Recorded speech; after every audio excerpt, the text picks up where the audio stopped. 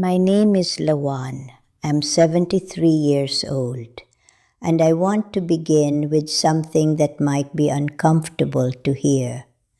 Not because it is harsh, because it is true. And true things, when they touch something real in us, always carry a little discomfort with them. Here it is. The scattered life you are living is not happening to you. You are choosing it. Not consciously, not deliberately, not because you want to live scattered and unfocused and perpetually half-present, but choosing it nonetheless through 1,000 small daily decisions to give your attention to things that do not deserve it, to divide your focus among so many competing demands that no single thing in your life receives the quality of presence that would allow it to flourish. To live in the shallow end of your own existence, skimming the surface, because depth requires a kind of sustained attention that feels increasingly unfamiliar, increasingly difficult, increasingly like a luxury you cannot afford. I lived this way for most of my adult life. Not because I was lazy, not because I didn't care, because I had never understood what the Buddha understood about attention, about where a human life actually lives, about the difference between a life that is full of activity and a life that is genuinely inhabited, between a mind that is constantly occupied and a mind that is truly present, between giving your life your time and giving your life your focus. These are not the same thing. I gave my life enormous amounts of time. What I withheld, without knowing I was withholding it, was my full attention, my genuine presence, the quality of concentration that transforms time into something real, something lived, something that belongs to you rather than passing through you without touching anything. The Buddha's understanding of concentration, what he called samadhi, is not about forcing your mind to focus. It is not about discipline in the sense of gritting your teeth and making yourself pay attention. It is something subtler and more profound than that. It is about training the mind to settle, to land, to stop its constant movement between past and future, between here and somewhere else, between this and everything else that could be demanding its attention. It is about becoming capable of genuine contact with your own life, with the actual texture of each moment as it is actually happening. And that capacity, the Buddha taught, is both the path to peace and the foundation of everything meaningful a human life can produce. The first thing his wisdom shows us about concentration is this: attention is not automatic. It is a choice, constantly renewed, a choice you are making right now, whether you know it or not. You are choosing what your attention rests on, and the quality of your life is determined more by that choice than by almost any other, more than your circumstances, more than your relationships, more than your achievements, because your experience of all of those things is mediated entirely by where and how you place your attention. A life attended to fully, even a life that is objectively modest, is a richer experience than a life that is objectively full but attended to only partially. This is what the Buddha meant when he taught that the mind is everything, that what you think, what you attend to, what you allow to claim your focus is what you become, is what your life becomes. For most of my adult years, I gave my attention reactively. I gave it to whatever was loudest, whatever was most urgent, whatever arrived in front of me demanding a response. Not to what mattered most, not to what I would have chosen if I had been making conscious choices about the most valuable resource I possessed. The Buddha's wisdom begins with the recognition that this reactive mode of attention is the default, and that living in the default is living a life that is shaped by everything except your own deepest intentions, your own deepest values, your own understanding of what actually deserves the finite and irreplaceable attention of your one life. The second teaching is about what the Buddha called right effort, and it changed how I understood the relationship between trying and being. Most of us approach concentration the way we approach exercise, with effort, with force, with the belief that if we just try harder, if we just discipline ourselves more severely, if we just willpower our way into paying attention, we will eventually develop the focus we need. And this approach always fails, because forced attention is not real attention. It is a performance of attention. And the moment the force relaxes, which it always does, the mind scatters again. Because nothing has actually changed in the underlying relationship between the mind and the moment. Right effort, as the Buddha taught it, is not force, it is orientation. It is gently and repeatedly returning your attention to what you have chosen to attend to. Not punishing yourself when it wanders, not adding the suffering of self-criticism to the suffering of distraction. Simply noticing that the mind has gone somewhere else and bringing it back again and again and again. This gentle returning is the actual practice of concentration, and it builds something that force cannot build. Because every time you notice the wandering and choose to return, you are strengthening the muscle of attention. Not through strain, through repetition, through the patient and compassionate practice of coming back to what matters 10,000 times if necessary, without giving up on the possibility that this time the return might last a little longer. If something in what I am sharing is reaching something in you, if you recognize your own scattered attention in what I am describing, stay with me. Because the practical heart of what the Buddha taught about concentration is something you can begin tonight, not in a year, tonight, with the very next thing that receives your attention.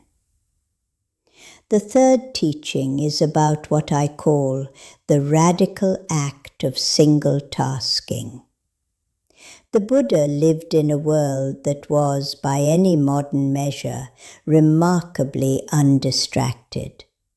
And yet he taught concentration as if it were difficult.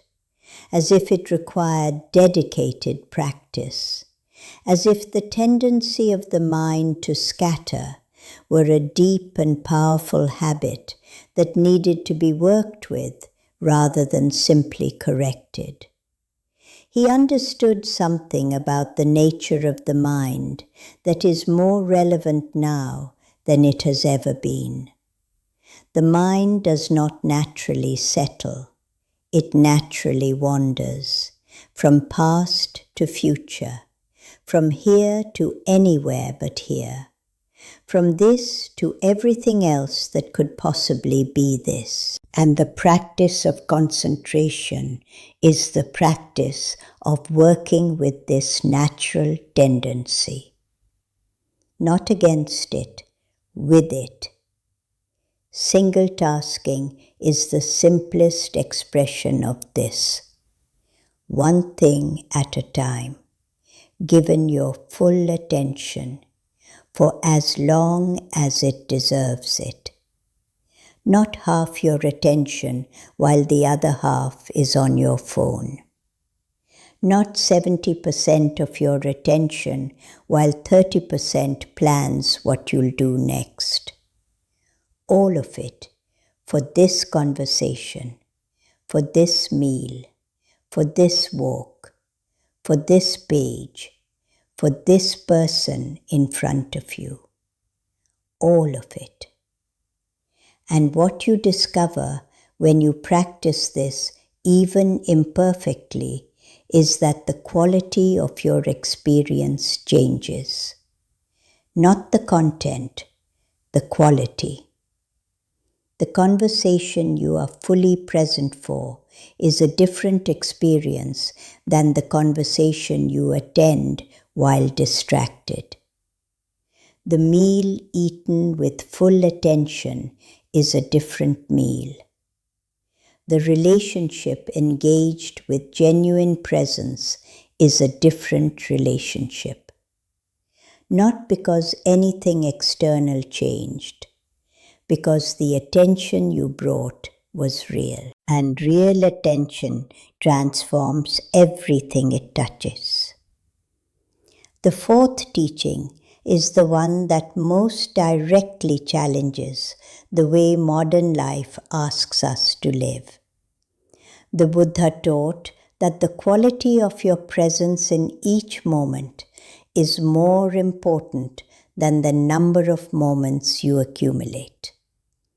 This is a direct contradiction of how most of us organize our lives. We organize our lives around accumulation, around doing more, achieving more, experiencing more, collecting more moments, more accomplishments, more connections, more of everything, in the belief that quantity will eventually add up to meaning. But the Buddhist wisdom is that meaning does not come from quantity. It comes from depth, from the genuine contact you make with each moment you actually inhabit. And a life made of genuine contact, even if it contains fewer moments and fewer achievements and fewer experiences than a scattered life, is a fuller life, a realer life, a life that feels at the end like something that was actually lived rather than something that happened while you were looking elsewhere. I began practicing this in my late 50s. I started with meals, just meals, nothing else. Phone away, no reading, no planning, just eating, slowly, with full attention to what was in front of me. It sounds trivial. The first time I did it, I discovered that I had been eating for decades without tasting anything, without actually experiencing the thing I was doing. I had been physically present at every meal and mentally absent from all of them. And when I brought my full attention to something I had done thousands of times in half presence, it was like doing it for the first time. There was texture, warmth, real flavor. The simple miracle of food becoming something that nourished me rather than something I processed while thinking about something else. From meals, I extended the practice to conversations, to walks, to work, to the people I loved who had been getting my presence but not my attention for too long. And what I found was not that life became simpler, it became deeper. The same hours contained more, not because I did more in them, because I was more in them, more genuinely present, more genuinely there. And that quality of being there, which the Buddha spent his entire teaching life pointing toward, turned out to be what I had been looking for in all the accumulating and all the doing and all the filling of my time with more things than I could actually be present for. The fifth teaching is about what the Buddha called the middle way in the context of attention. Not too tight, not too loose. Not so rigidly focused that the attention becomes strain, becomes performance, becomes another form of control. Not so loosely held that it dissolves into whatever the mind wants to pursue. The middle way of attention is relaxed and alert at the same time, settled and open, present and spacious. It is the quality of attention that a good listener has, fully there, fully receiving, not grasping, not drifting, just genuinely here. This quality is not something you can force into being, but it is something you can invite through practices that help the body relax while the mind stays alert, through breathing that is slow enough to signal safety, but engaged enough to signal presence, through the simple, repeated, patient act of returning to what is actually happening right now, not what happened this morning, not what might happen tonight. Right now, this breath, this room, this moment, this life that is yours and is happening whether you are present for it or not. Before we part tonight, I want to say something that I wish someone had said to me when I was still young enough to have had more years to practice it. Your life is not waiting for you somewhere in the future. It is not going to become real once certain conditions are met. It is happening right now, in this moment, in the quality of attention you are bringing to whatever is in front of you. And every moment you spend scattered, every moment your attention is somewhere other than where your life actually is a moment of your one irreplaceable life that passed without being genuinely inhabited. My name is Lawan. I'm 73 years old. I live in a small temple where the teaching of concentration is not an abstract principle, but a daily lived practice, where every meal, every conversation, every walk in the morning, every hour of work is an opportunity to practice being genuinely here. Not perfectly, not always, but more and more.